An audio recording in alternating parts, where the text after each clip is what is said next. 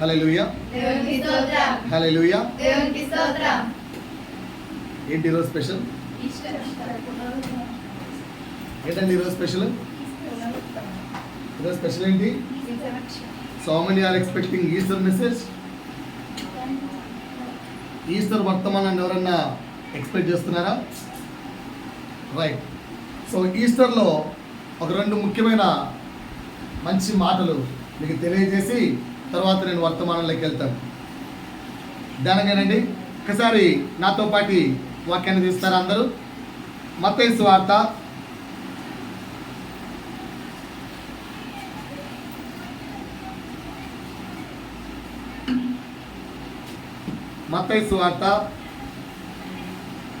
27వ అధ్యాయము 62వ వచనం. మరునాడు అనగా సిద్ధపరచు దినమునకు మరుసటి దినమున ప్రధాన యాజకులను పరిసయ్యులను పిలాతు వద్దకు కూడి వచ్చి. ఎవరండి? ఎవరు? ప్రధాన యాజకులు, పరిసయ్యులు. ఇంకొక మాట చెప్పాలంటే యేసును సిలువ వేయించిన వారు.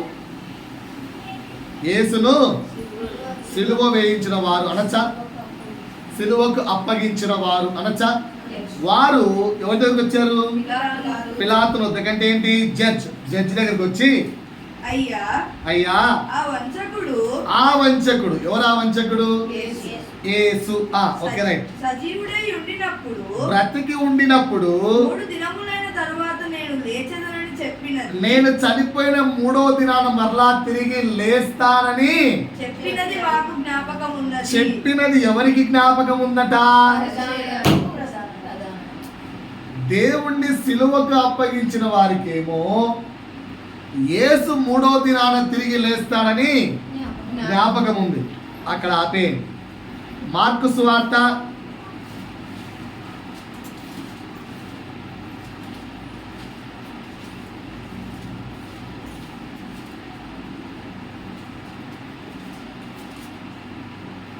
16వ తీసారండి.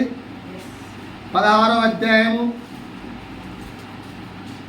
1 నుంచి చదువుకుంటలేనమ్మా.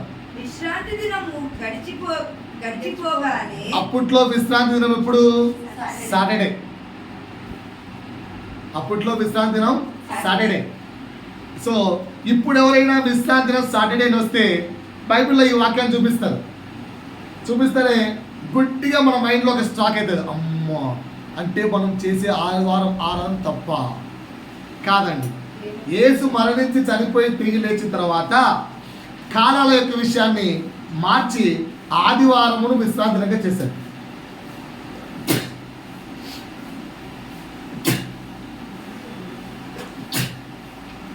Clear sir? ఆ తర్వాత మార్చేశారు. జ్ఞాపకం పెట్టుకోండి. రైట్, చదవండి.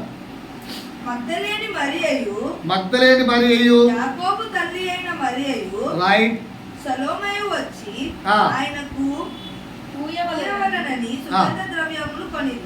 రైట్. వారు కొని ఏం చేశారు? ఆదివారమున పెందలకడ లేచి బయలుదేరి సూర్యోదయం అయినప్పుడు సమాధి యొద్దకు వచ్చుచుండగా సమాధి ద్వారము నుండి వరకు ఆ రాయి ఎవడు పొర్లించునని ఒకరితో ఒకరు చెప్పుకొనుచుండిరి. ఏం చేశారండి వాళ్ళు? ఎక్కడికి వచ్చారు? ఎందుకు వచ్చారు? ఎందుకు వచ్చారు? బాడీ స్మెల్ అంటే అర్థం ఏంటి? ఆల్రెడీ యేసు చనిపోయి 36 గంటలు దాటిపోయింది. 36 గంటలు దాటిపోతే ఆటోమేటిక్గా ఏంటి?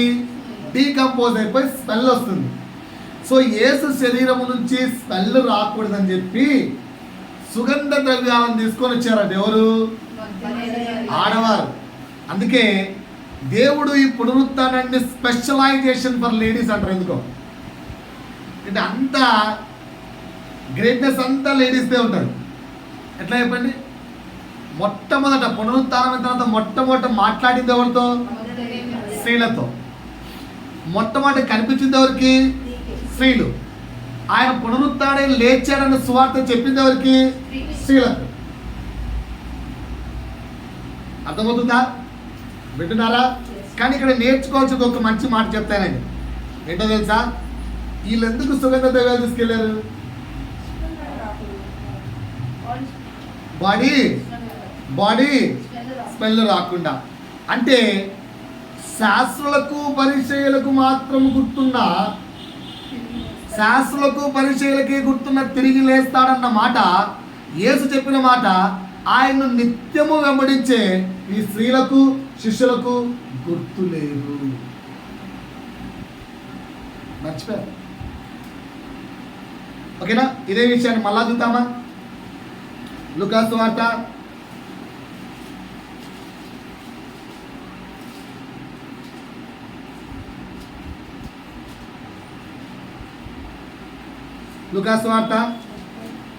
24వ అధ్యాయము 7 చదవండి ఒకసారి. ఆదివారమున తెల్లవారుచుండగా రైట్ ఆ స్త్రీలు తాము సిద్ధపరిచిన సుగంధ ద్రవ్యములను తీసుకొని సమాధి యొద్దకు వచ్చి సమాధి ముందర ఉండిన రాయి దొరలింపబడి చుండుట చూచి లోపలికి వెళ్ళింది కానీ ప్రభువైన యేసు దేహము వారికి కనబడలేదు. రైట్. ఇందును గూర్చి వారికి ఏమీ తోచకచుండగా ప్రకాశమైన వస్త్రములు ధరించిన ఇద్దరు వ్యక్తులు వారి యొద్ద నిలుచుండిరి. వారు భయపడి ముఖములను నేల మోపి మీరు సజీవుడైన వారిని ఏమని చెప్తున్నాడు? దేవుడు చెప్తాడు, సజీవుడైన యేసయ్యను మీరేలా మృతులలో వెతుకుతున్నారు? ఆయన ఇక్కడ లేడు. రైట్. ఆయన లేచి ఉన్నాడు. ఆయన ఇంకా గలిలయలో ఉండినప్పుడు కుమారుడు పాపిష్ఠులైన మనుషుల చేతికి అప్పగింపబడి. ఈ మాట ఎప్పుడు చెప్పాడు? చనిపోవడానికి ముందే చెప్పాడు. ఎవరితో? శిష్యులతో చెప్పాడు, ఈ స్త్రీలతో చెప్పాడు. కానీ ఎవరికి గుర్తులేదు. ఏమని చెప్పాడు? పాపుల మనుష్య కుమారుడు పాపిష్ఠులైన మనుషుల చేతికి అప్పగింపబడి సిలువ వేయబడి మూడవ దినమందు తిరిగి లేచి ఆయన మీతో చెప్పిన మాట జ్ఞాపకము చేసుకున్నాడని వారితో అనిది. అయ్యా మీతో చెప్పిన మాట జ్ఞాపకం చేసుకోండి నాయన అని చెప్పారు. వాళ్ళు ఏం చేశారు? అబ్బో అవును కరెక్టే రోయ్, అప్పట్లో ఏసి చెప్పాడు. అంటే నేను ఇక్కడ మీకు ఏం రివైజ్ చేస్తున్నానంటే, స్త్రీలు ధన్యులు కాదని చెప్పట్లేదు. ఎందుకు? యేసు యొక్క పునరుత్థానం మొదట చూసింది ఎవరు? స్త్రీలు. కానీ ఇక్కడ కూడా ఒక పాయింట్ గుర్తుపెట్టుకోండి, వీరు కూడా అవిశ్వాసం గలవారు. అవిశ్వాసముతోనే ఆ యొక్క సుగంధ ద్రవ్యాలు తీసుకుని వెళ్ళారు. కానీ పురుషుల కంటే స్త్రీలు ఎందుకు గొప్పయ్యారంటే ఈ విషయంలో, ఈవెన్ మీరు సుగంధ ద్రవ్యాలు తీసుకొని దేవుని సన్నిధి కన్నా వెళ్ళారు, ఆ మృతదేహం దగ్గరికి వెళ్ళారు, వాటి కొరకన్నా సిద్ధపాటన చేశారు. ఈ శిష్యులు అయితే ఏం చేస్తున్నారు? కూర్చొని ఏడుస్తున్నారు. అంతే, అయిపోయిందిరా, అంతా అయిపోయింది, ఇంక అయిపోయినాయి మంచి రోజులు, అంతే అయిపోయినాయి అని కూర్చున్నారు తప్పనిస్తే యేసు యొక్క సమాధి దగ్గరకు కూడా రాలేదు. శాస్త్రులకు పరిచయులకు గుర్తున్న అంశము శిష్యులకు గుర్తులేదు. ఎందుకు ఈ మాట ఈరోజు మీకు గుర్తు చేస్తున్నానంటే, గుడ్ ఫ్రైడే రోజు ఇంచుమించు 10 నుంచి 15 నిమిషాలు కన్నీరు కార్చి దేవుని సన్నిధిలో చాలా విజ్ఞాపన చేసుకున్నారు. అయ్యా మేము ఇలా బ్రతుకుతాం, అయ్యా మేము ఇలా ఉంటాం, మా పాపాన్ని కడుగు, మా శాపాన్ని కడుగు, మా యొక్క తప్పిదములు కడుగు, మా యొక్క ప్రతి అతిక్రమక్రియను తీసివేయి, మేము మారుతాం, మా చూపును మార్చుకుంటాం, మా నడవడికను మార్చుకుంటాం, మా ప్రవర్తన మార్చుకుంటాం, మా ఆలోచన మార్చుకుంటాం, మా యొక్క భక్తి విధానం మార్చుకుంటాం అని గుడ్ ఫ్రైడే రోజు ఏడ్చాం. కానీ ఈస్టర్కి వచ్చేసరికి మర్చిపోవడం ప్రారంభిస్తాం. కనుక మరలా ఈరోజు గుర్తు చేస్తున్నాడు, పునరుత్థానమైన యేసు, ఆయన పునరుత్థానము మనకు కొత్త జీవమును ఇస్తుంది. ఆయన పునరుత్థానం మనకేమిచ్చింది? కొత్త జీవమునిచ్చింది, కొత్త జన్మనిచ్చింది. ఆయన పునరుత్థానము మనకు నూతన జన్మ అని టైటిల్ పెట్టుకొని మెసేజ్ తయారైతే అనుకున్నాను. క్రీస్తు పునరుత్థానము మనకేంటంట? నూతన జన్మ. సో మరి నూతనంగా జన్మించిన నీవు క్రీస్తులోనే, క్రీస్తుతోనే, క్రీస్తుకై, క్రీస్తు యొక్క ప్రతి మాట యందు ధ్యానము కలిగి నడవండి అని జ్ఞాపకం చేయాలని తీర్మానించుకున్నాను. సో గుర్తుపెట్టుకోండి, క్రీస్తు యొక్క పునరుత్థానం మనకేంటి? మనకు నూతన జన్మ. ఈ నూతన జన్మలో ఏం చేయాలి? ఈ నూతన జన్మలో ఏం చేయాలి? మరలా పాపం చేసి దాన్ని మరలా ఏంటి, మరలా దాన్ని పనికి మాలిన, పనికి రాని డ్రైనేజ్ సిస్టమ్ లాగా మారుద్దామా? అందరికీ ఉపయోగపడే సెలయేరు లాగా మారుద్దామా? నీటి బుగ్గలాగా మారుద్దామా? ఏం చేద్దాం? మాట్లాడండి సార్. నీటి బుగ్గలోంచి వచ్చే నీళ్లు స్వచ్ఛంగా ఉంటాయా? తాగడానికి ఉపయోగపడతాయా? 10 మందికి ఉపయోగపడతాయా? 10 మందికి ఉపయోగపడవా? సో ఇప్పుడు నువ్వు గడిచిన శుక్రవారము ప్రభు దగ్గర విజ్ఞాపన చేసుకొని ఆయన పరిశుద్ధ రక్తము చేత కడగబడ్డావు. ఈరోజు క్రీస్తు పునరుత్థానం ద్వారా నూతన జన్మను తీసుకున్నావు.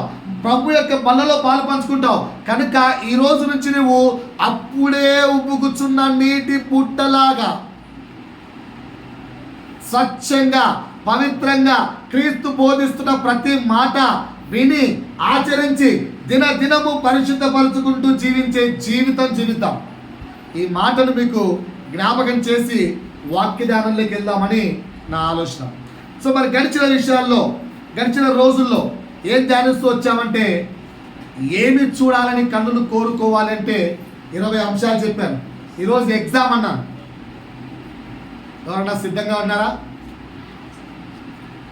సిద్ధంగా ఉన్నారా? ఇది పరిస్థితి. సో నూతన జీవం. ఇక నుంచైనా ఏదైనా ఎగ్జామ్ అంటే సిద్ధపడి రండి. రైట్. 20 అంశాన్ని ఏం చెప్పానంటే, క్రీస్తును చూడటానికి ఆశ కలిగి ఉండాలని చెప్పాను. 25 ఏం చెప్పారు? యేసును చూడటానికి ఆశ కలిగి ఉండాలి. ఆ యేసు మనల్ని ఎలా జీవించమంటున్నాడు అనే అంశాలు ఒకసారి ధ్యానిద్దాం. మత్తయి సువార్త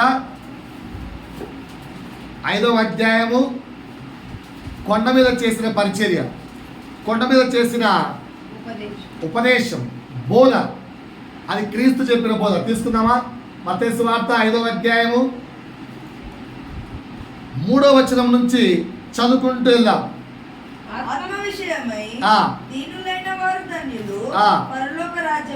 ఇది మీకు 19వ మాట చెప్పేటప్పుడు వివరించాను.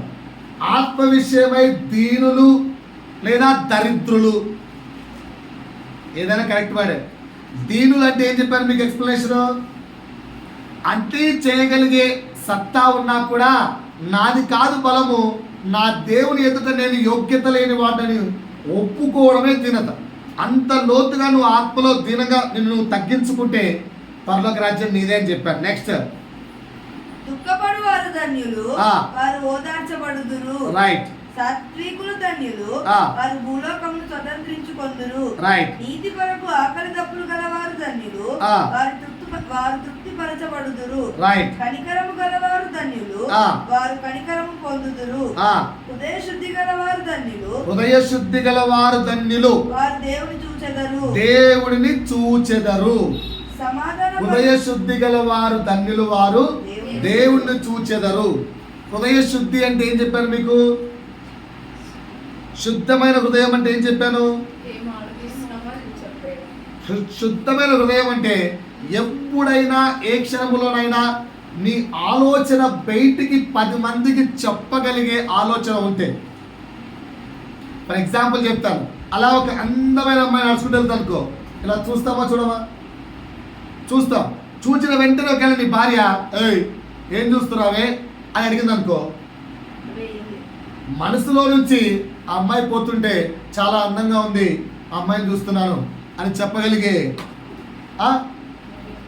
చెప్పగలిగే కల్మషము లేని హృదయము మగవారికి అయితే ఉండాలి. అదే ఆడవారిని ఎగ్జాంపుల్ తీసుకున్నాం అనుకో, ఎవరైనా మంచి హ్యాండ్సమ్ వెళ్తున్నాడు, అలా పైనుంచి కిందాక స్కాన్ చేశారు, కానీ భర్త అడిగాడు ఏం చూస్తున్నావే అని, కానీ ఆయన చాలా అందంగా ఉన్నాడు అందుకే చూస్తున్నారు. చెప్పగలుగుతారు ఆడవాళ్ళు? ఎందుకు చెప్పలేరు? గొడవలు అయితే. అంటే అది పవిత్రత అపవిత్రత? భార్యాభర్తల మధ్యలో గొడవ తెచ్చి పెట్టిందంటే నువ్వు చూస్తున్న చూపు పవిత్రమైందా అపవిత్రమైందా? అపవిత్రమైంది. మరి అపవిత్రమైన వాటిని నీ కన్నులు చూడకూడదు కదా. అపవిత్రమైన వాటిని చూడకుండా నీ కన్నులు కాచుకోవాలి కదా. ఫర్ ఎగ్జాంపుల్ ఇప్పుడు స్టేటస్ చూస్తున్నాం. స్టేటస్ చూస్తున్నాం, ఇలా ఇలా ఇలా ఇలా చూస్తున్నాం, ఓకేనా. చాలా ఒక మంచి కప్పులు కనిపించారు, ఒక సెకండ్ ఆగిపోతాం. అందుకనే మిమ్మల్ని స్టేటస్ దొరుకుతుంటారు, ఓకేనా. అలా చూస్తున్నప్పుడు ఆగిపోతే నిజంగా వచ్చి భార్య కానీ భర్త కానీ అడిగితే, లేదా తల్లి కానీ పిల్లలు కానీ అడిగితే నిజము చెప్పుకోగలమా? అపవిత్రమైన వాటిని నీ కన్నులు చూడకుండా నువ్వు ఆపుకున్నావు అనుకో, నీ నోరు నిజం మాట్లాడగలుగుతుంది. కనుక హృదయ శుద్ధి అంటే నీ హృదయమందు ఏ కల్మషము లేకుండా ఏదైనా బయటికి సత్యంగా చెప్పగలిగితే అది హృదయ శుద్ధి. అలా నువ్వు జీవించావంటే ఆటోమేటిక్గా నువ్వు ప్రభువును చూడగలవు. ఇది యేసు ఇచ్చిన కొటేషన్. ఇందులో నుంచి అరసున్నా అయినా అరపుల్లైనా తీసేయడానికి రైట్ లేదు. కనుక నిజంగా నువ్వు అంత శుద్ధిగా ఉంటే ఆటోమేటిక్గా నువ్వు దేవుని చూడగలవు. Right, next. సమాధానపరచువారు ధన్యులు, వారు దేవుని కుమారులు అనబడుదురు. రైట్. నీతి నిమిత్తము హింసింపబడువారు ధన్యులు, పరలోక రాజ్యం వారు. ఇక్కడ యేసు మనకు రెండు విషయాలు చెప్పాడు. మీరు లోకానికి ఇలా ఉండండి అని. ఏంటి ఆ రెండు? అందరికి తెలుసు కదా. ఈరోజు ఆ క్యారెక్టర్స్ అన్నీ మనలో ఉన్నాయో లేదో చెక్ చేసుకుందామా? యేసు మనల్ని అలా ఉండమన్నాడు, ఓకేనా. పునరుత్థానమై ఈరోజు కొత్తగా జన్మించావు కదా, కొత్తగా జన్మించిన నీలో ఈ క్యారెక్టర్స్ అన్నీ వస్తే చాలా ఉత్తమం. సో ఒకసారి చదువుకుందాం. 5:13. మీరు లోకమునకు ఏమై ఉన్నారు? ఈ మాట చెప్తున్నది ఎవరు? యేసు డైరెక్ట్ ఎవరికి చెప్తున్నాడు? మనకే చెప్తున్నాడు. We should be like a salt in the world. మనము ఈ లోకములో ఉప్పు వలె ఉండాలి. దేవుడు మనతో చెప్తున్న ఆజ్ఞాని, దేవుడికి మనకు చెప్తున్న ఆజ్ఞాతి క్రమం ఏమని నేర్చుకున్నాం? సో ఇప్పుడు ఇలా లేకపోతే మనం పాపులం అవుతాం. అందుకనే ఈరోజు నూతనంగా జన్మించారు కనుక నూతనంగా జన్మించిన మీకు లేదా మనకు ఈ విషయాలు నేర్పిద్దామని చెప్పి ఆలోచించాను. రైట్. ఉప్పులో ఉన్న 5 క్వాలిటీస్ చెప్తాను నేను, ఓకేనా. 5 క్వాలిటీస్ ఎప్పుడు చెప్పలేదమ్మా. ఉప్పులో ఉన్న 5 క్వాలిటీస్ ఎవరు చెప్తారు?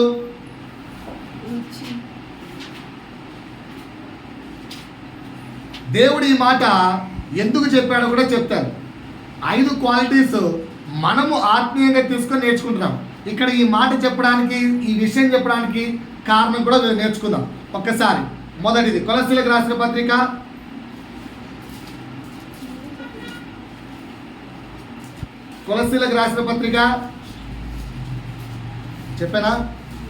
3 చెప్పారా? కానీ 3 కూడా గుర్తులేవు కదా, ఆడ చూసి బుక్ తిప్పడం కాదు. రైట్. కొలస్సీలకు రాసిన పత్రిక 4వ అధ్యాయము 6వ వచనం.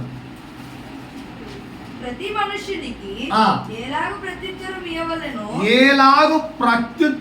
ఇయ్యవలెనో అది మీరు తెలుసుకొనుటకై ఎలా ఉండాలంటే మన మాట తీరు, మీ సంభాషణ అంటే మాట తీరు ఎలా ఉండాలట? ఉప్పు వేసినట్టు ఎల్లప్పుడూ రుచిగలదిగాను కృపాసహితముగాను ఉండనీయుడి. రైట్. ఈ రోజు నుంచి ఒక తీర్మానం తీసుకుందాం. నేను ఎవరితో మాట్లాడినా కూడా నా మాటలు ఈ రోజు నుంచి కృపాసత్య సహితముగాను రుచికరముగాను ఉండేలాగున చూసుకుంటాను. ఎంతమంది రెడీగా ఉన్నారు నాతో పాటు? అది కుటుంబంలో కానీ కుటుంబం బయట కానీ, భర్తతో కానీ భార్యతో కానీ పిల్లలతో కానీ ఎలా ఉండాలంటే ఈరోజు నుంచి సార్ ఆ కృపా సహితం అంటే కూడా మాకు అర్థం కాలేదు సార్. ఎఫ్ఎస్సీలకు రాసిన పత్రిక 4వ అధ్యాయము 29వ వచనంలో చూడండి. మన మాటలు ఎలా ఉండాలో క్లియర్గా రాయబడింది అక్కడ. ఎలా ఉండాలట? వినువారికి మేలు కలుగునట్లు అవసరమును బట్టి క్షేమాభివృద్ధికరమైన మాటలే అనుకూల వచనమే పలుకుడి గాని దుర్భాష ఏదైనను సార్ నా వైపు చూడండి. ఎక్కడికైనా ఒక ప్లేస్కి వెళ్ళాం, ఏమో నా భయపడుతున్నాను, ఉద్యోగం వస్తుందో రాదో డౌట్ కొంది. చాలా మంది వచ్చాంటే అంటే నీకు ఉద్యోగం రాదు వేస్ట్ అన్నాం అనుకో, దాని ఫీలింగ్ ఏంటి చెప్పండి? రైడు ఉన్న కొంచెం కాస్త ఆశ కూడా తుంచేసాడు. ఎస్ సార్నో. సో దేవుడు ఏమంటారు అంటే, ఈ రోజు నుంచి నువ్వు ఏం మాట్లాడినా, ఈరోజు మనం కొత్తగా జన్మించాం, మళ్ళా దేవుడు ఇంకొక సంవత్సరం మనకు ఎరువు చల్లి పాద తీసి కాపాడుతా అంటున్నాడు. కనుక ఈ సంవత్సరం ప్రతిదీ కొత్తగా నేర్చుకుందాం. కానీ యేసు మనకు 1 year టైం ఇచ్చాడు. ఈ 1 year టైంలో మొట్టమొదటి నేర్చుకున్న మాట, ఈ రోజు నుంచి ఎవరితో మాట్లాడినా ఎలా మాట్లాడతాను? క్షేమాభివృద్ధికరమైన మాటలే మాట్లాడతాను. ఆచితూచి ఆ వ్యక్తికి బాధ కలగని మాటలు మాట్లాడతాను. ఓకేనా? చాలామందికి అర్థం కాని ఒక అంశం చెప్తాను. ఎప్పుడన్నా ఎవరైనా సైలెంట్గా ఉన్నారు అనుకో, మనం చాలాసార్లు అడుగుతాం, మాట్లాడతావు, ఊరికే సైలెంట్ ఉంటావు, మాట్లాడు. ఎందుకు వాడు మాట్లాడలేకున్నాడు? అక్కడ జరుగుతున్న సందర్భానికి వాడు నోరు తెరిస్తే ఎదుటి వాడికి గాయం కలుగుతుంది. కనుక నోరు తెరవకుండా ఉండట మంచిది అని అర్థం. ఎదుటివాడు చక్కగా మాట్లాడట్లేదు, రెస్పాండ్ కావట్లేదు అంటే మనము ప్రవర్తిస్తున్న ప్రవర్తన తప్పుగా ఉందని ఒకసారి ఎవాల్యుయేట్ చేసుకోండి. ఈ మాట గుర్తుపెట్టుకోండి. ఇంట్లో భర్త కానీ, ఇంట్లో డాడీ కానీ, ఇంట్లో పిల్లలు కానీ మౌనంగా ఉన్నారు, ఏం మాట్లాడట్లేదు. జరుగుతున్న సందర్భాలు ఏమైనా మిస్టేక్స్ ఉన్నాయా? మరి ఎందుకు ఈ వ్యక్తి సైలెంట్గా ఉన్నాడు? ఎందుకు ఈ వ్యక్తిని వాళ్ళు కావట్లేదు? జరుగుతున్న విషయాలు కరెక్టే ఉన్నాయి, అయినా ఈ వ్యక్తిని వాళ్ళు కావట్లేదు అంటే మేబీ ఏరే రీజన్లో ఉన్నాడేమో. ఎవాల్యుయేట్ అయితే చేసుకోండి. అర్థమవుతుందా? సో ఈ సంవత్సరం లేదా ఈ ఈస్టర్ నుంచి మీరు తీసుకోవాల్సిన మొట్టమొదటి తీర్మానం ఏం చెప్తున్నాను? ఎవరితోనైనా మాట్లాడే తీరు ఎలా ఉండాలి అంటే, బా వీడు మాట్లాడితే ఎంత మాట్లాడి వినాలనిపిస్తుందా? నేను ఎప్పుడు అనుకుంటుంటాను, రాంభవన్ దగ్గరికి వెళ్ళి ఈ మాట చెప్తుంటాను. తెలుసుగా రాంభవన్ అందరికీ? ఓకేనా? ఏంటో తమ్ముడు అంటే అన్న నీ దగ్గర నుంచి చాలా నేర్చుకుంటాను అన్నాను. నా దగ్గర మన తమ్ముడు నేర్చుకోవడానికి ఏమీ లేవు, ఇదే నేర్చుకుంటాను నాన్న దగ్గరికి వెళ్ళి. సమయానుకూలంగా సందర్భానుసారంగా ఎవరి హృదయాలు గాయపడకుండా శుతిమెత్తగా కత్తి దించేస్తాడు. శుతిమెత్తగా గొంతు కోసినట్టు గొంతు కోయించుకున్నట్టు తెలియకుండా గొంతు కోస్తాడు. మేమేమో కత్తి తీసుకొని కసాగా పొడిచేస్తాడు. ఆయన అంత కాదు, అంటూనే మెల్లగా చెప్పేస్తాడు. చాలాసార్లు ప్రయత్నిస్తూ వెళ్ళినప్పుడల్లా ఇలా మాట్లాడాలేమో, ఇలా చెప్పాలేమో అని. కానీ దేవుడికి ఎవరికి ఇచ్చిన తలాంత వాళ్ళకి అన్నట్టు ఆయన తలాంత అయింది, నా తలాంత. కానీ అది చాలా మంచిది. ప్రయత్నించండి. ఏంటి? ఎదుటి వారికి ఏమాత్రం గాయం కలగకుండా మనం మాట్లాడుతుంటే ఇంకా వినాలి అనిపించేటట్టుగా ఎస్ ఎస్ ఎస్, కానీ వాక్యం మాత్రం అలా చెప్పకండి భయ్యా సేవకులైతే. ఒకవేళ దేవుడు మిమ్మల్ని సేవకులుగా పిలిచి ఎవరికైనా బోధ చేసేటప్పుడు, ఎవరికైనా స్వార్థ చేసేటప్పుడు వాళ్ళ హృదయాలు ఆకర్షించాలని చెప్పి లేనిది ఉన్నది అన్నీ కలిపి వాళ్ళ హృదయాలు గెలుచుకోవాలని చెప్పి అబద్ధమైన స్వార్థ చెప్పకండి. అది కాదు నేను మాట్లాడే మాట. జనులతోని యొక్క మాట తీరు, సంభాషణ అనేది ఇలా ఉండాలని చెప్తున్నాను. అంతేగాని వాక్యాన్ని వాక్యలా చెప్పండి. అర్థమైందా? లాగి 2 పీకారు అనుకో, ఏం చెప్తారు? ఏది కొడతావే, ఏమైంది అంటారా? ఏసు ఒకసారి లాగి పీకారు తెలుసా? ఏసే చెప్పింటారు, అయ్యా నేనేమైనా తప్పు చేశానా? మరి తప్పు ఏమిటి ఎందుకుంటావు? ఎంత ప్రేమ చెప్పాడో కొట్టించుకున్నా కూడా. పిడి గుద్దులు గుద్దించుకున్నాక ఉమ్మి వేసుకున్నాక ఆయన చెప్పిండే ఇలా కది బైబిల్లో చదవడం ఉంది. అంటే అంత నింబలంగా మారిపోదాం. అప్పుడు ఎదుటివాడికి గాయం కలగకుండా మన భాష ఎలా ఉంటుంది? రుచికరంగా. దాని తర్వాత ఇంకొక సెకండ్ క్వాలిటీ. ఫస్ట్ క్వాలిటీ అర్థమైందా? ఉప్పుకున్న మొదటి క్వాలిటీ ఏంటండి? రుచినిస్తుంది. సో మన మాట తీరు ఎదుటివాడికి ఆసక్తి కలిగించాలి, లేదా ఇంకే కలిగించాలి. చదవండి మళ్ళా. ఎఫ్ఎస్సి 4:29. క్షేమాభివృద్ధి కలిగించాలి.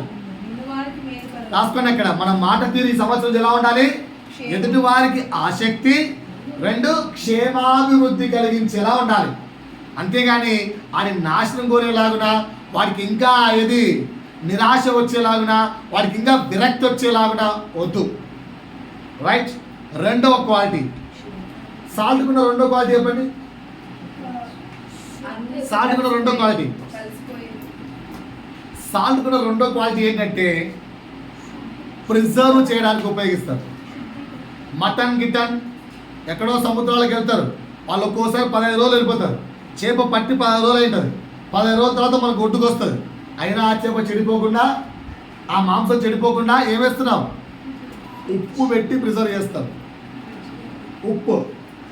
ఉప్పు ప్రిజర్వ్ చేయడానికి అంటే నిల్వ చేయడానికి ఉపయోగిస్తారు. ఈ మాట యేసు పలకడానికి ముఖ్య కారణం అదే. మనకు నచ్చిన క్వాలిటీస్ చెప్పుకుంటున్నాం.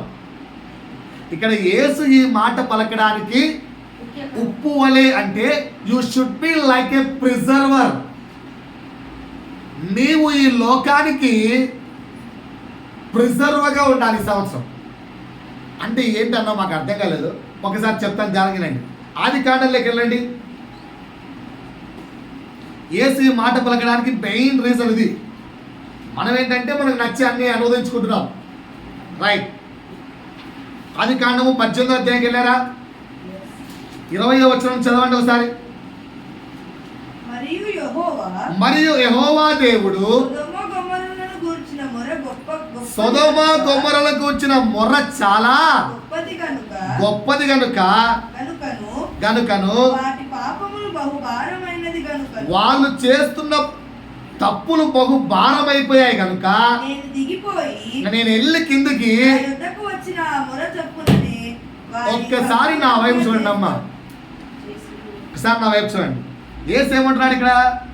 సొదొమ గొమొర్రా వాళ్ళు చేసే పాపాలు చాలా మితిమీరిపోయాయి, ఇక నా వల్ల కావట్లేదు, కిందికి వెళ్ళి అందరిని ఏం చేస్తా ఉన్నాడు? నాశనం చేస్తున్నాడు. చేశాడా చేయలేదా? బైబిల్లో చూస్తున్నాం కదా. సొదొమ గొమొర్రాను నాశనం చేశాడా లేదా? చేశాడా లేదా? కానీ చేసే ముందు ఏం చేస్తున్నాడు? అరే అబ్రాహాము, నా స్నేహితుడు రా, నువ్వు నీకు చెప్పకుండా చేస్తే నా మనసు ఒప్పుకోవట్లేదు అని అబ్రాహాంకి వెళ్ళి చెప్పాడు. అబ్రాహాం ఏం చేశాడు అక్కడ? బాగా చెప్పండి. డిఫైన్ చేసుకున్నాడు. ఓకేనా? మంచి బిజినెస్ మ్యాన్ అబ్రాహాం. అంబానీ కంటే కొన్ని రెట్లు 100 రెట్లు గ్రేట్ టాలెంటెడ్ బిజినెస్ మ్యాన్ అంట. మనం బైబిల్ మొత్తం చదివితే చాలా టాలెంట్ ఉంది ఆయన. ఓకేనా? ఆ రాజులతో వెళ్ళి గొర్రెల గురించి మాట్లాడుకుంటూ రాజు కంటే ఎక్కువ సంపాదించుకున్నాడు.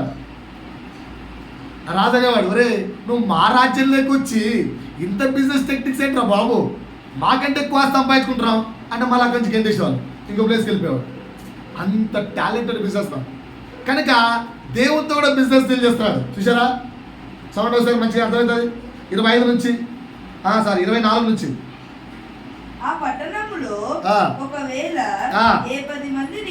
ఎంతమంది అట అండి? ఎంతమంది అట?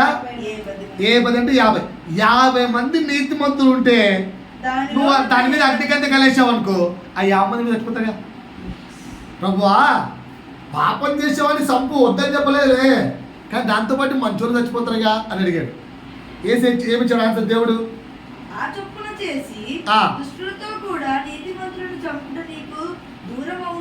ఏమి ట్యాకిల్ ఆఫ్ టాకింగ్, అదే ఉప్పు అంటే.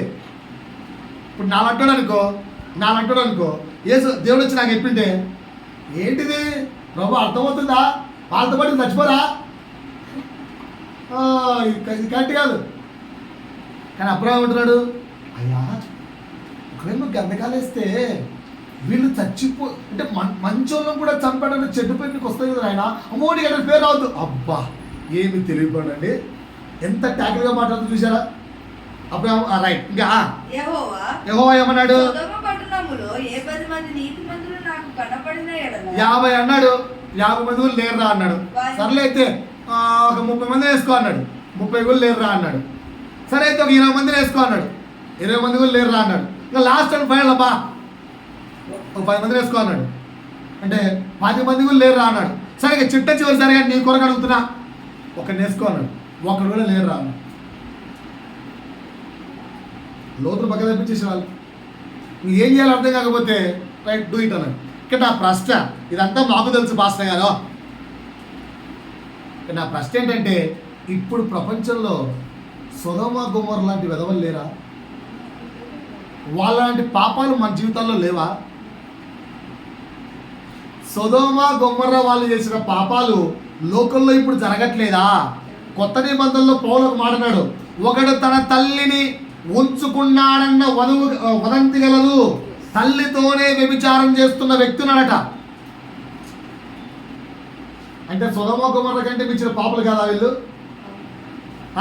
అత్తలతోనూ వదిలతోనూ మేము ఊర్లోకి వెళ్తే చాలా విషయాలు వింటుంటాం. ఆమెతో ఆడి మీరు వాళ్ళు వరుస గారు కదా అంటే ఎవడింటున్నాడు ఇప్పట్లో వరుసలు? అంటే ఇది సొదొమ గొమొర్రా లాంటి పాపాలు కాదా? ఏంటంటే మాట్లాడరు కాదా? ఫ్రెండ్స్ ఏమంటే డేటింగ్ చేసాము, నచ్చలేదు, ఇప్పుడు ఇంకోటి సిగ్గనిపించట్లే. ఇప్పుడు చూస్తున్న హీరోయిన్లు ఎంతమంది ఉన్నారు? ఈరోజు వీడి భార్య అయిపోయింది, రేపు ఇంకొకటి తర్వాత డైవర్స్, ఇంకోటి భార్య డైవర్స్, ఇంకోటి భార్య. What is this? అంటే ఇప్పుడు ఇది సొదొమ గొమొర్రా లాంటి ప్రపంచం కాదా? మరి సొదొమ గొమొర్రా లాంటి ప్రపంచం అయితే దేవుడికి కోపం రావట్లేదా? మరి కోపం వస్తే దిగి అగ్నిగంధకాలు కుమ్మరించట్లేదే? ఒరే నాయనా, మీరు మళ్ళా సొదొమ ఇంటున్నారు నా వైపు. ప్రపంచము సొదొమ గొమొర్రా లాగా మారిపోతే రోషము గల తండ్రి ఆయన ఆగలేడు, ఆయనకు రోషం ఎక్కువ. సో అగ్నిగంధాలు మొత్తం ప్రపంచం మీద అంటే భూమి మీద వేసేస్తాడు, భూమిని. అందుకే పేతురు అంటాడు, వేండ్రం వలె అగ్నిగంధకములు కుమ్మరించి భూమి మొత్తం. సో ఆయన అగ్నిగంధకాలు భూమి మీద మొత్తం వేస్తాడేమోరా నాయన. మీరైనా ఆయన కోపము రాకుండా పైన చెప్పిన ధన్యతలు ఉన్నాయి చూసావా, ఆ ధన్యతలు కలిగిన ఉప్పు లాంటి జీవితం మీరు జీవిస్తే మిమ్మల్నన్నా నాశనం చేయకూడదన్న ఒకే ఒక థాట్తో భూమి మొత్తం మీద అగ్నిగంధకాలు వేయడు. ఆ విధంగా మీరు భూమిని మొత్తం ప్రిజర్వ్ చేయగలరు. You can protect the total world. నువ్వు ఒక్కడివి మంచోడిగా జీవిస్తే భూమి మీద అందరినీ నువ్వు నిలువ ఉంచగలవు. అంత గొప్ప వర్డ్ అందులో. అందుకు దేవుడు అన్నాడు, మీరు ఉప్పులాగా జీవించండి. మీకోసమైన తండ్రి దేవుడి భూమిని నాశనం చేయడు. అంత పవిత్రంగా ఉండండి, అంత పరిశుద్ధంగా జీవించండి. మరలా దేవుడు భూమిని నాశనం చేయాలన్న ఆలోచన పుట్టకుండా అంత పవిత్రంగా నిల్వ ఉండండి, శుద్ధంగా ఉండండి. సో ఈసారి ఈ ఈస్టర్కి మీకు నేర్పిస్తున్న రెండో మాట ఏంటి? మొదటి మాట ఏం నేర్పించాను? మాట ఎదుటివాడికి ఆసక్తిని క్షేమాన్ని కలిగేటట్టుగా మాట్లాడండి. రెండోది ఏం నేర్పిస్తున్నాను? ఆత్మీయత యందు నిల్వగలిగిన వారిగా ఉండండి. ఆత్మీయత యందు స్టోరేజ్ కంప్లీట్ నిల్వగలిగిన వారిగా ఉండండి. రెండోది నేర్పించాను. మూడోది నేర్పిస్తున్నాను. సాల్ట్కున్న మూడో గుణం బాగా నేర్చుకోండి. సాల్ట్కున్న మూడో గుణం వింటున్నాను నా వైపు అందరూ. సాల్ట్కున్న మూడో గుణం ఈరోజు నేర్చుకుందాం. సాల్ట్ తీసుకెళ్ళి వాటర్లో వేయండి, ఏమవుతుంది? కరిగిపోతుంది. అదే సాల్ట్ను పెనం మీద వేయండి, వేసి మంట పెట్టండి, ఏమిగా చెక్ చేస్తాం. ఎంతసేపు ఫ్రై చేసినా హీట్ అవుతుంది అంతే, బ్రేక్ కాదు, పగలదు. సాల్ట్ బ్రేక్ కావాలంటే, సాల్ట్ లిక్విడ్గా మారిపోవాలంటే, సాలిడ్ షేప్లో ఉన్న సాల్ట్ కరిగిపోవాలి అంటే you have to give more than 850 degrees temperature. అందుకే నువ్వు పెనం మీద వేస్తే ఎంతసేపు వేపినా కూడా ఏగుతూ ఉంటుంది అంతే. So సాల్ట్కున్న character. సో దేవుడు ఏమంటున్నా అంటే, వెన్ వాటర్ అంటే నిన్ను ఎవరైనా ప్రేమిస్తే ఆ ప్రేమకు లేదా ఆ వ్యక్తికి క్షమించడానికి సిద్ధంగా ఉండు. బట్ ఎవరైనా నిన్ను ప్రేరేపిస్తే లొంగిపోకుండా ఉండు. వాటర్ ప్రేమకు చేయడం, ఫైర్ ప్రేరేపణకు చేయడం. వాటర్ దేనికి చేయడం అండి? ప్రేమ. ఇంకా ఎవరైనా క్షమాపణ అడిగారు, ప్రేమించారనుకో, క్షమించేసే. ఎవరైనా నిన్ను రెచ్చగొట్టారనుకో, చెడిపోరా అని చెప్పి ఎంత టెంప్టేషన్స్ నీ ముందుకు వచ్చినా కూడా డోంట్ టెంప్ట్. ఉప్పు వలె స్ట్రాంగ్గా ఉండు, కరిగిపోకు. నా ముందుకు మందు బాటిల్ వచ్చిందా ఇప్పుడు తాగిస్తాను అంతే. అలా ఉండకండి. నాకు వస్తేనే ఉప్పు లాంటివని నేను కరగను. దాన్ని నువ్వు ఫారెన్ తెచ్చిపెట్టు, కరగను. నువ్వు ఇంకా ఏదైనా తెచ్చిపెట్టు, కరగను. ఒకసారి ఒక దైవ సేవకుడికి ఎగ్జాంపుల్ చెప్పానేమో, కానీ గుర్తుందా మీకు? ఒక దైవ సేవకుడికి ఇంత కాదురా అని చెప్పి ఒక స్త్రీని, చాలా అందమైన స్త్రీని ఇక్కడ ఆయన రూమ్కి పంపించారట. ఏంటమ్మా ఇలా వచ్చారని అడిగారట. ఈ వ్యక్తి ఏదో పాపం బాధలో ఉందేమో, బాధ చెప్పుకోవడానికి వచ్చిందేమో అనుకుంటున్నాడు. కానీ ఆమె కూర్చొని మెల్లిగా డ్రెస్ తిప్పేస్తుంది. అంతే పితా అన్నాడు, ఇప్పుడు ఏం చేయాలమ్మా అన్నాడు. ఈ రాత్రికి నేను నీకోసమే చెప్పిందంట. సారీ అమ్మా, నాకు నా భార్య ఉంది, అవసరం లేదు, వెళ్ళిపోయింది. అదేంటి టెంప్టేషన్స్ లేవా అంటే, చాలా టెంప్టేషన్స్ ఉన్నాయి. అది తీర్చుకోవడానికి నాకు నా భార్య ఉంది. You don't want. నేను నా ప్రభు దగ్గర ఉప్పు వలె నిబ్బరంగా ఉన్నాను. How much if it tempt I will not follow. ఉప్పుకున్న క్యారెక్టర్ అది. పిల్లలారా, మొబైల్ ఫోన్ చేతికి వచ్చింది,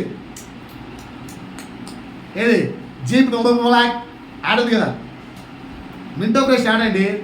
మింటో ఫ్రెష్ కనిపిస్తానే ఏమొస్తుందట, యాడ్ అంటారు. అట్ట ఫోన్ కనిపిస్తానే, వాట్సాప్ కనిపిస్తానే, ఇంకోటి కనిపిస్తానే, ఫేస్బుక్ కనిపిస్తానే, ఇన్స్టాగ్రామ్ కనిపిస్తా, టకా టికా షాట్. టెంప్ట్ కావడం ఈ సంవత్సరం నుంచి బంద్ చేయండి. అర్థమైందా? ఎదుటివాడి ప్రేమకు కరిగిపోండి, కానీ ఎదుటివాడి ప్రేరేపణకు కరిగిపోకుండా సాల్ట్ వల్ల నిగ్రహంగా స్ట్రాంగ్గా ఉండడం నేర్చుకుందాం. ఇది మూడవ మాట. Be strong in spiritual. Be strong in spiritual like a salt. 4వ గుణం నేర్పిస్తున్నాను. ఈ గుణం అర్థమైందంటే 4వ గుణంలోకి వెళ్తాను. సో ఇక్కడ ఎక్కడెక్కడ పడిపోతారు అది మీకు తెలుసు. దేని విషయంలో పడిపోతారో, దేని విషయంలో పడిపోరో అది మీరు ఆలోచించుకోండి. 4వ విషయం, వింటర్ సీజన్ తెలుసా అండి మీకు? వింటర్ చలికాలం కదా. కొన్ని కోల్డ్ దేశాలు ఉన్నాయి. ఆ దేశాల్లో ఏంటి, రాత్రి అయ్యేసరికి మొత్తం మంచు ఐస్ లాగా మారిపోతుంది. ఎస్ఆర్నో? ఇప్పుడు కారును ఐస్ మీద నడిపించగలమా? తోలగలమా? మరి ఆ ప్రదేశాల్లో మొత్తం ఐస్ ఫామ్ అయిపోతుంది కదా. మరి డ్రైవింగ్ ఎట్లా క్లీన్ చేస్తారు? ఎలా క్లీన్ చేస్తారు? అంత గట్టిగా ఉన్న ఐస్ను వెళ్ళి నువ్వు టపాక్ అని ఎంత కొట్టినా కూడా నువ్వు క్లీన్ చేసేసరికి సాయంత్రం అవుతుంది. అర్థమవుతుందండి? ఈ సైజులో ఐస్ ఫామ్ అయిందనుకో, దాన్ని బద్దలు కొట్టి మొత్తం క్లీన్ చేయాలంటే రోడ్ అంతా ఈవినింగ్ అయిపోతుంది. So what they will do, early morning form అవడానికి ముందే అంత గట్టిగా ఉన్న రాత్రి సైతం బద్దలు చేయడానికి సాల్ట్ చల్లుతారు. They will sprinkle the salt చల్లితే ఆ సాల్ట్ వేస్తే తెలుసా, ఆ ఐస్ యొక్క టైట్నెస్ తగ్గించేస్తారు, బ్రేక్ అయిపోతుంది. పాయింట్ అర్థమైందా మీకు? సో నేను ఈ సమస్య చెప్తున్నా అంటే, మీ లోపల అపవాది కరుడు కట్టిన గట్టి రాయి వల్ల కొన్ని విషయాలు పెట్టేసింది. అలాంటివి ఏమున్నాయి చెక్ చేసుకోండి. వాటి నుంచి నేను బయట పడలేకుండా అనుకుంటున్నావా? వాటి నుంచి నేను బయటికి రాలేకపోతున్నావా? బద్దలు కొట్టే ఈ సంవత్సరం. ఓకేనా సార్? ఐస్ క్యూబ్ను బద్దలు కొట్టినట్టుగా మీలో ఉన్న ప్రతి పాపపు రాయిని కూడా బద్దలు కొట్టుకోండి. ఇది 4వ మాట. 4th వర్డ్ అర్థమైందంటే ముందుకెళ్దాం. 5వ గుణం, సాల్ట్కున్న 5వ గుణం. ఓకేనా? ఒకసారి నా వైపు చూడండి అందరూ. ఇంట్లో బేకింగ్ సోడా వాడతారు కదా, వంట సోడా. దేని నుంచి వచ్చింది? సాల్ట్ నుంచి తయారు చేసేదాన్ని. ఓకేనా? సాల్ట్ నుంచి తయారు చేశారు. సోడా యాష్ అంటాం, దాన్ని దేని నుంచి తయారు చేశారు?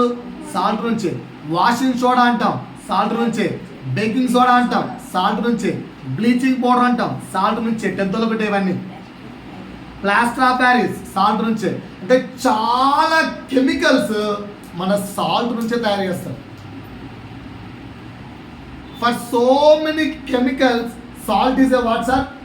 రా మెటీరియల్. క్రైస్తవుడా, నువ్వు ఉప్పు వలె ఉండాలి అంటే, ఉప్పు వలె ఉండడం అంటే చాలా విషయాలకు, చాలా మందికి. ఒక్కసారి అందరూ నా వైపు చూడండి. అమ్మా నాన్న నాకు లేరు. ఇప్పుడు నాలాంటి వాళ్ళు చనిపోయారు అనుకో, అంటే నాకు కూడా అమ్మా నాన్న లేకుండా పుట్టలే కదా. అమ్మా నాన్న లేకుండా పుట్టింది ఎవరు ఉన్నారా భూమి మీద? ఆదమ్మ ఒక్కడే. అర్థమైందా? సో భూమి మీద ప్రతి ఒక్కరికి అమ్మా నాన్న ఉన్నారు. రైట్. యూట్యూబ్లో ఒక వ్యక్తి అనిపిస్తాడు, ఆయన పేరు నాకు ప్రశ్న గుర్తు రావట్లేదు. ఎప్పుడు చూడు క్రిస్టియన్ తింటా అంటాడు. అబ్బా జాతి లేనాడు, అబ్బా నాన్న లేనోళ్ళు అని. వాళ్ళ అబ్బలే కాలం, నాన్నలే కాలం అని. ఓకే, మన అబ్బలు మన నాన్నలు హిందువులే కావచ్చులే, మనమైతే కన్వర్ట్ అయిపోయాం కదా. మన ముత్తాతలు హిందువులో ఒకటి అయింది అది ఇండియాలో. మనమైతే క్రీస్తు తెలుసుకున్నాం, ఎదిగా వచ్చాం. రైట్, పక్కన పెడదాం. సార్ నవ్వేం చూడండి. అందరికీ పేరెంట్స్ ఉన్నారా? సో ఫ్యామిలీ అనండి ఒకసారి. ఉందా లేదా? ఆ ఫ్యామిలీలో ఎవరు వస్తారు? మమ్మీ డాడీ పిల్లలు ఉన్నారు కదా అందరికీ. సెకండ్, బంధువులు అనండి. రిలేటివ్స్ ఉన్నారా లేదా? ఒక ఇద్దరైనా కానీ, ఇద్దరన్నా, చాలా మంది పక్క మినిమం అంటే ఉన్నారు కదా. రైట్. మూడోది చెప్పండి ఒకసారి. ఫ్రెండ్స్ ఉన్నారా లేదా? ఉన్నారా లేరా? ఉన్నారు కదా. 4, ఇరుగు పొరుగు వారు ఉన్నారా లేరా? పక్కింటి వాళ్ళు ఎవరు లేరా? ప్రపంచం మొత్తం మీద ఒక్క ఇల్లు ఉందా? పక్కింటి ఉన్నారా? 5 నా తోటి సహోదరులు పనిచేసే కాడనో గిని చేసే కాడనో ఎక్కడో సట ఉన్నారా లేదా? అందరూ కలిసి ఒక 5 మంది ఉంటారా? అందరూ కలిసి ఫ్యామిలీ, రిలేటివ్స్, ఫ్రెండ్స్ అండ్ ఇరుగు పొరుగు అండ్ నీతోటి పనిచేసే కొలీగ్స్ అందరూ కలిసి ఒక 5 మంది ఉంటారా? 5 మంది అండి సార్. ఒక 5-6 వేలు వేసుకోవచ్చు. వేసుకోకూడదా? 5-6 వేలు వేసుకోవచ్చు. ఒక మనిషి మీద ఇంచుమించు 4,000 మందికి సువార్త చెప్పడానికి లెక్కడుతాడు దేవుడు. పైకి వెళ్ళిన తర్వాత కిందికి వెళ్ళేవారా? పుట్టావా అంటాడు. ఎస్. ఎప్పుడు చచ్చిపోయావు డేట్ అని చెక్ చేసి, నీతో పాటు ఇంతమంది కలిచారా నువ్వు బతికిన ఈ 70 సంవత్సరాల్లో దగ్గర 5,000 మంది కల్పించారు నీతో, వీళ్ళల్లో ఎంతమందికి సువార్త చెప్పారు అడతాడు. అదేంటి ప్రభు నాకు చెప్పలేదు నువ్వు రూల్ అంటే? సంబంధమే లేదు. అందులో ఒక్కడైనా మారి ఉంటేనే పరలోక రాజ్యంలో ప్లేస్. సో ఇప్పుడు ఆలోచించండి, ఇంతమంది నీకుంటే వీళ్ళందరికీ రా మెటీరియల్ నువ్వు. ఇంతమంది క్రైస్తవత్వంలోకి నడిపించబడ్డానికి, నిజమైన క్రీస్తుని తెలుసుకోవడానికి, క్రీస్తు యొక్క మాటలు తెలుసుకోవడానికి, ఆ మాటలు, ఆ సువార్త అవన్నీ కూడా వాళ్ళు క్రీస్తులోకి రావడానికి. ఇప్పుడు ఏం చెప్పాను? ఒక బేకింగ్ సోడా, ఒక వాషింగ్ సోడా, ఒక బ్లీచింగ్ పౌడర్, ఒక ప్లాస్టర్ ఆఫ్ ప్యారిస్, అలా సో మెనీ కెమికల్స్ రావడానికి రా మెటీరియల్ ఎవరు? ఉప్పు. ఆ విధంగా వీళ్ళందరూ క్రైస్తవులుగా మారడానికి నువ్వు రా మెటీరియల్ కావాలి. నీ జీవితాన్ని చూసి, నీవు జీవిస్తున్న జీవితాన్ని చూసి, నీ వాక్యపు జ్ఞానాన్ని చూసి, వాక్యములో నీకున్న అనుభవాన్ని చూసి, వాక్యానుసారంగా నువ్వు జీవిస్తున్న జీవితాన్ని చూసి, క్రీస్తును వెంబడిస్తున్న ఆ యొక్క వెంబడింపు నడవడికను చూసి, నీవు క్రీస్తుకు ప్రార్థన చేస్తున్న ఆ ప్రార్థనా జీవితాన్ని చూసి, నువ్వు ప్రతి సమయంలో కూడా, క్లిష్ట పరిస్థితుల్లో కూడా క్రీస్తు చెప్పినట్టుగా నిలబడుతున్న ఆ యొక్క పోరాట ప్రతిమను చూసి, వీళ్ళల్లో నుంచి ఎవరైనా క్రీస్తులోనికి రావాలి. ఆ విధంగా ఉప్పు ఎలాగైతే రా మెటీరియల్గా ఉందో, నీవు కూడా ఎలా ఉండాలండి? Raw material for this all 5 groups. ఈ 5 గ్రూపులకు నువ్వు క్రీస్తును పుట్టించే ఒక సాధకమై ఉండాలి. ఉన్నావా? ఈ సంవత్సరం ఇది ట్రై చేద్దాం. అందుకనే మీకు గుడ్ ఫ్రైడే ఎండింగ్లో కన్క్లూజన్ ఏమి ఇచ్చాను, హోంవర్క్ ఏమి ఇచ్చాను? నెక్స్ట్ గుడ్ ఫ్రైడేకి వచ్చేసరికి నీతో పాటు నీ పక్కన నీవు తెచ్చిన ఒక కుటుంబం ఉండాలి.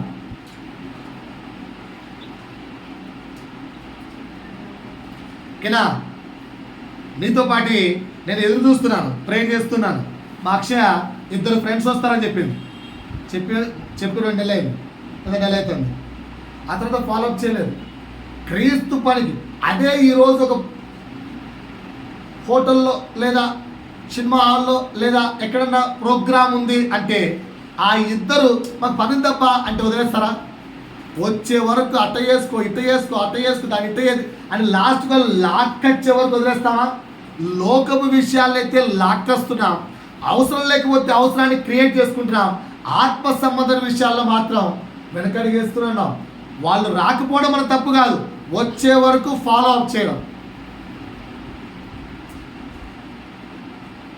ఒక టీచర్ అడుగుతున్నాను, నిన్న రాత్రి కళ్ళకి వచ్చింది ఆ టీచర్. ఏంద్ర ఈమె కళ్ళకి వచ్చింది అనుకున్నాను. ఓకేనా? అరే ప్రభా ఏంటి ఆమె 4 సార్లు అడిగావు చర్చికి రమ్మని, రాలే. ఈరోజు వెళ్ళి అమ్మ రేపు పండగమ్మ, పండగ కన్నా చర్చికి రావచ్చు కదా అని అడగచ్చు కదరా. అంతేరా 4 సార్లు ట్రై చేసేది, వదిలేసేది. అవును ప్రభా కరెక్టే, అడగలేదే. దేవుని పని మీద మనకు ధ్యానం ఉండదు. వాళ్ళు వస్తారా రారా పక్కన పెట్టు. అదే మనకు అవసరం ఉంటే, అదే మనకు ఏదైనా పని ఉంటే, ఒక 10,000 డబ్బులు ఇస్తా అంటే 1కి 100 సార్లు. అదే దేవుని పని అయితే అడగడానికి కూడా 4 సార్లు కూడా బాధపడం, 5 సార్లు 6 సార్లు 7 సార్లు 1,00,000 సార్లు 1,00,00,000 సార్లు చచ్చే వరకు. అదే అపోజిట్ పౌలు ఉంటే వదిలేస్తాడా? అదే అపోజిట్ పౌలు ఉంటే వదిలేస్తాడా? మరి మనం కూడా పౌలు లాంటి వాళ్ళమే కదా. ఎందుకు పౌలు వదిలేడు తెలుసా?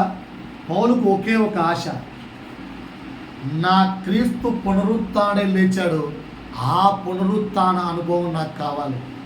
ఎప్పుడైతే ఈ ఈస్టర్ రోజు నీకు ఆ పునరుత్థాన అనుభవం కావాలని ఆశ నీలో పడుతుందో, నేను చెప్పిన ఈ 5 పనులు ఈ రోజు నుంచి నీలో స్టార్ట్ అయిపోవాలి. ఏం చెప్పాను? 5 పనులు చెప్పండి. మొదటి పని ఏం చెప్పాను? నీ మాట తీరు ఈ రోజు నుంచి ఉప్పు వలె ఎదుటివాడికి ఆసక్తి కలిగించేదిగా, క్షేమాభివృద్ధి కలిగించేదిగా ఉండాలి. రెండో మాట ఏం చెప్పాను? నీవు దేవుని యొక్క ఆత్మీయ విలువలు, ఆత్మీయతను నిలువ చేసుకునేవాడిగా, ఎక్కడ దాన్ని కోల్పోకుండా you should be like A preserver. దేవుడు నీతిమంతుని వెతుకుతే నా దేవుడు నీతిమంతులు వెతకడం మొదలుపెడితే అందులో నేనున్నాను అనే నీతిమంతుడిగా నువ్వు మారాలి. మూడోది ఏం చెప్పాను? ప్రేమకు కరగండి, వీలైతే 2 దెబ్బలు తినండి. వాడు ప్రేమిస్తానంటే ఇంకా ఏదైనా 2 పడితే పడండి.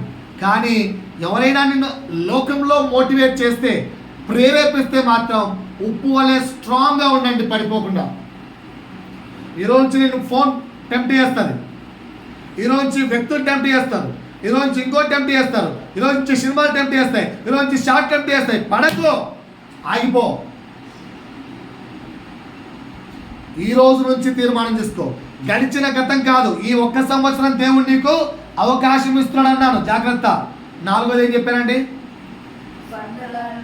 బండలాంటి హృదయాన్ని బద్దలు కొట్టి మాంసపు గుండెగా మీ హృదయాన్ని సంవత్సరం మార్చుకోండి. అప్పుడు నీలో ఫలములు వస్తాయి. అప్పుడు నీలో ఏ ఫలాలు? ఆత్మీయ ఫలాలు, వెలుగు ఫలాలు, నీతి ఫలాలు, ప్రేమ ఫలాలు. ఆత్మీయ ఫలాలు, వెలుగు ఫలాలు, నీతి ఫలాలు, ప్రేమ ఫలాలు. ఈ 4 నీళ్ళు రావాలంటే ఏం చేయాలి? ఫస్ట్ ఈ గుండె బద్దలయ్యి మాంసం గుండెగా మారాలి. 5వది ఏం చెప్పాను? You should be a raw material. So నీ చుట్టూ ఉన్న వారందరికీ కూడా క్రీస్తును వారి జీవితాల్లో పుట్టించడానికి నువ్వు సాధకంగా మారాలి. 5 విషయాలు అర్థమయ్యా? Happy Easter to all. వచ్చే సంవత్సరం కలుద్దాం. God bless you to all.